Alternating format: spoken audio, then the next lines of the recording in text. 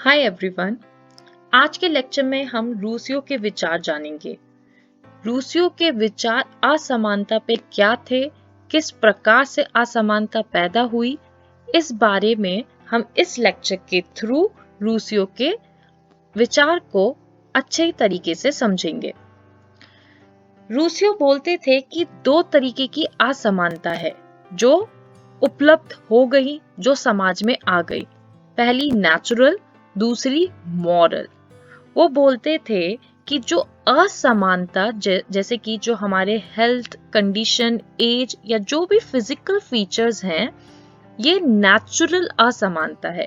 क्योंकि जिसके पास कोई कमी है या कोई हेल्थ में कमजोर है या एज से कोई बूढ़ा है या जवान है या कंडीशंस इन द सेंस किसी को कोई और बीमारी है या फिजिकल फीचर जैसे हैंडीकैप है या ब्लाइंड है, ये नेचुरल असमानता है, कुदरत तौर पे असमानता है। ऑन दी अदर हैंड वो बोलते हैं मॉरल इनइक्वालिटी की बात कहते हैं।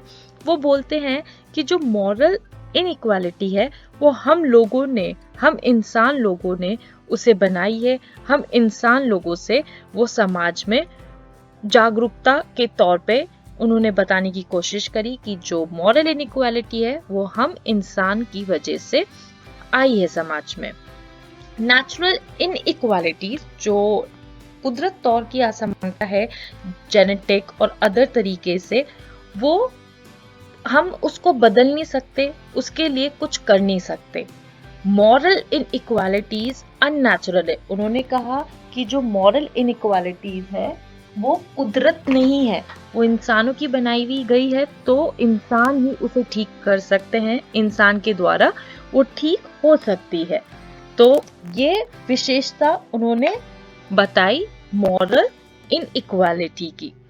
इसी बात को उन्होंने अपने इस आइडियाज को और इन विचार को उन्होंने अपने असमानता से रिलेटेड जो उनके व्यूज थे उनको आगे रखा, उनको दिखाया। उन्होंने कुछ एक्सपेरिमेंट्स के द्वारा उनको कोशिश करी समझाने की, बताने की। और the experiment is theoretical fiction that aims to understand the origin of a modern man as he is now.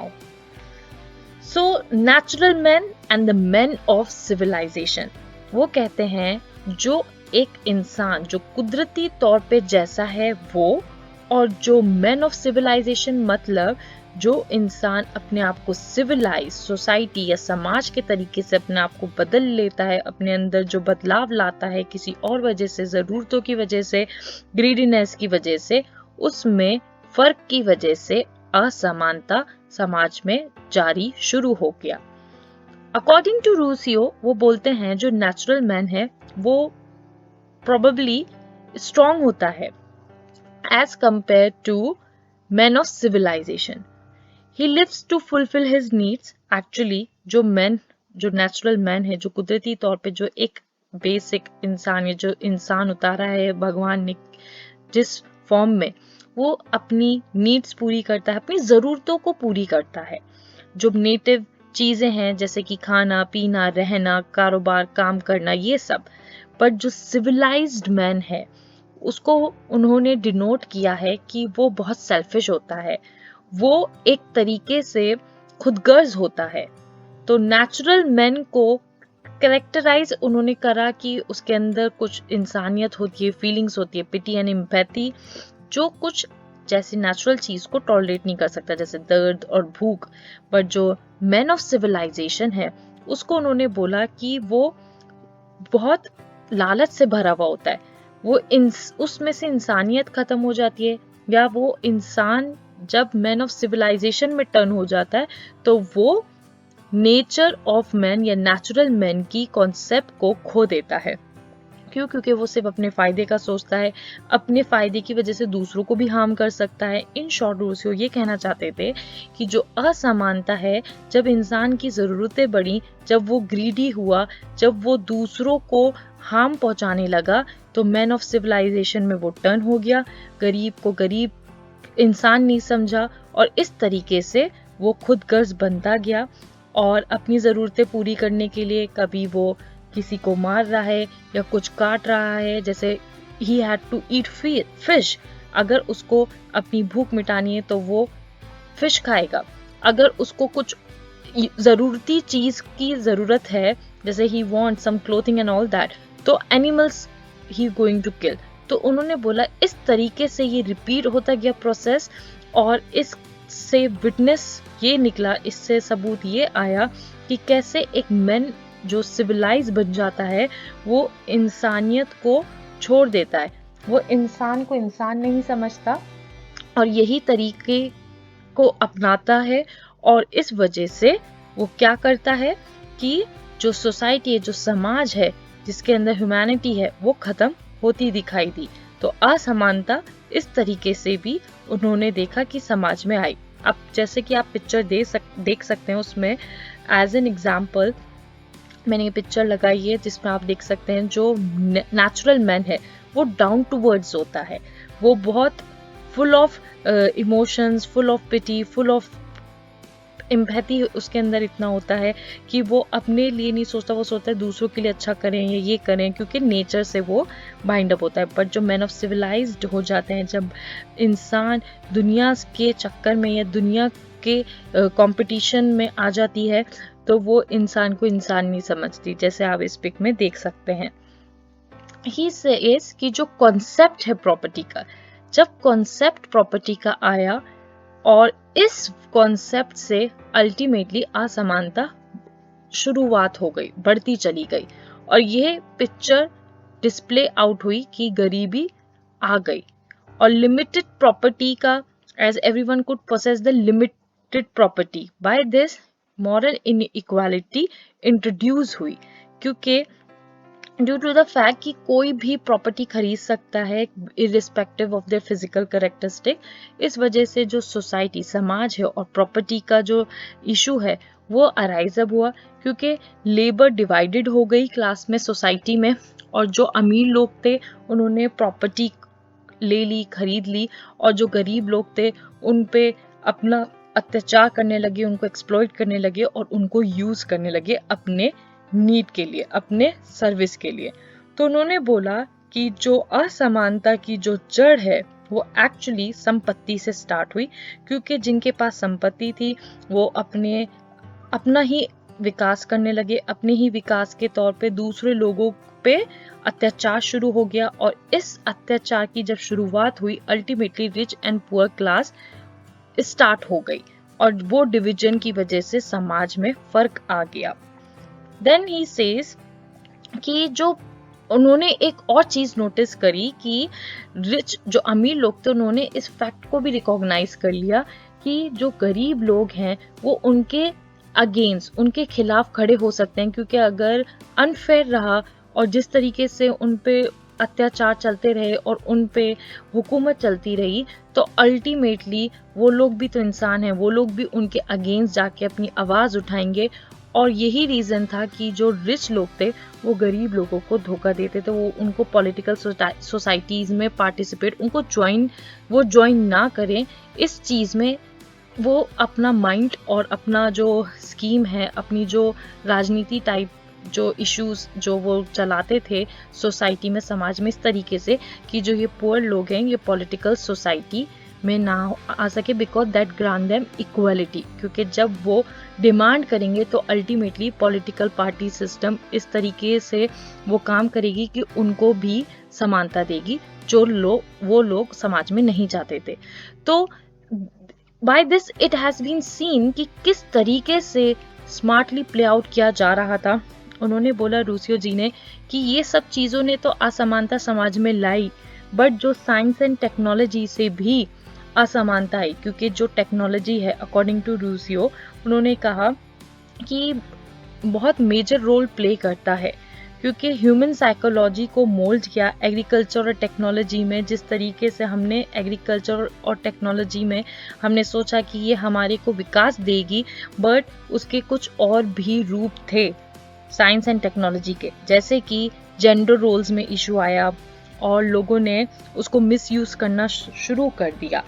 जो डिस्क्रिमिनेशन था, जो असमानता थी, वो एक पर्टिकुलर सोसाइटी के अगेंस्ट दिखाई दी, उन्होंने बोला जो बेनिफिट्स हमें लेने थे इस टेक्नोलॉजी से वो अल्टीमेटली अपोजिट हुआ। जो अथॉरिटी थी रिच की वो पुअर के टुवर्ड्स काम करने लगी, उनको अनजस्टिस मिलने लगा। एंड ये सब चीजें देख के उन्होंने देखा कि रिच एंड पुअर के बीच जो नेवर एंडेड वॉर थी वो इस तरीके से हुई कि खूब ज्यादा जब वॉर होती है ऑफ कोर्स ब्लड शेड होता है, owing to the many wars fought in this manner and civilization multiplied men's wants, क्योंकि जब जैसे जैसे टेक्नोलॉजी आती गई और डेवलपमेंट आती रही, लोग और अपनी डिजायर्स अपनी ख्वाहिशें बढ़ाते गए और इस तरीके से जो लोग कुछ ही चीज़ों में खुश हो सकते थे वो अब सारी चीज़ें हासिल होने के बाद भी खुश नहीं होते ना हो पाते। तो light human design major in terms of human unhappiness. Over time it became necessary for man कि किस तरीके से ऐसी क्वालिटी प्रोसेस करें कि वो एक दूसरे से अपने आप को अच्छा और आगे दिखा सकें। टाइम पास होता गया और rich having everything they needed they required the service of the poor. Now they shaded कि जब सब कुछ उन लोगों के पास मालदार जो रिच पीपल थे उन लोगों के पास सब कुछ होने के बावजूद भी वो खुश नहीं थे। अब वो चाहते थे कि जो गरीब लोग हैं जो पुअर लोग हैं वो उनके लिए काम करें, उनको एज अ सर्विस प्रोवाइड करें। सो पुअर नीडेड, और ऑन दी अदर हैंड क्या होता था, जो गरीब लोग थे वो अमीर लोगों से हेल्प एक्सपेक्ट करते थे, उनसे रिच लोग जो होते थे सोसाइटी में उनसे हेल्प लेते थे। By this picture you can get an idea कि सबसे अमीर, फिर उसके बाद थोड़ा कम मिडिल क्लास, फिर लोअर, फिर सबसे पुअर पर्सन। तो ऐसे सोसाइटी में असमानता बढ़ती चली गई क्योंकि जो सबसे अमीर लोग थे वो मिडिल क्लास को यूज करने लगे अपने काम के लिए, मिडिल क्लास थोड़े पुअर, फिर बिलो पॉवर्टी लाइन। ऐसे सोसाइटी में असमानता इंट्रोड्यूस हो गई और ये बढ़ती चली गई। उन्होंने बोला जो काइंडनेस थी, जो हम सोच रहे थे कि एक प्रॉपर्टी या इन सब चीजों से एक काइंडनेस या कुछ और डेवलपमेंट विकास शुरू होगा समाज और मानवता के लिए, वो इन इक्वालिटीज में कंट्रीब्यूशन दिया।